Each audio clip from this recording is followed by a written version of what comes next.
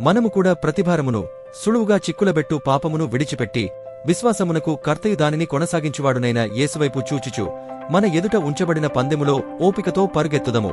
ఆయన తన ఎదుట ఉంచబడిన ఆనందము కొరకే అవమానమును నిర్లక్ష్యపెట్టి సిలువను సహించి దేవుని సింహాసనం యొక్క కుడి పార్శ్వమున ఆసీనుడయున్నాడు.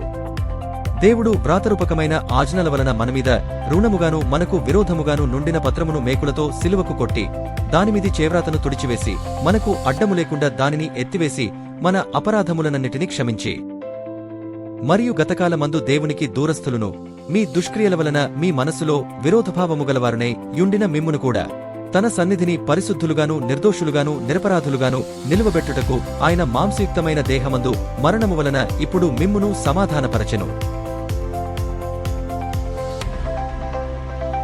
కాబట్టి తండ్రి మహిమ వలన క్రీస్తు మృతులలో నుండి ఏలాగు లేపబడెనో అలాగే మనమును నూతన జీవము పొందినవారమై నడుచుకొనున్నట్లు మనము బాప్తిస్మము వలన మరణములో పాలు పొందుటకే ఆయనతో కూడా పాతిపెట్టబడితివి.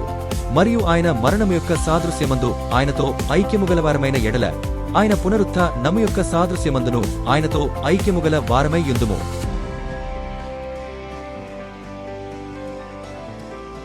మనము క్రీస్తుతో కూడా చనిపోయిన ఎడల మృతులలో నుండి లేచిన క్రీస్తు ఇకను చనిపోడనియు మరణమునకు ఇకను ఆయన మీద ప్రభుత్వము లేదనియు ఎరిగి ఆయనతో కూడా జీవించుదుమని నమ్ముచున్నాము.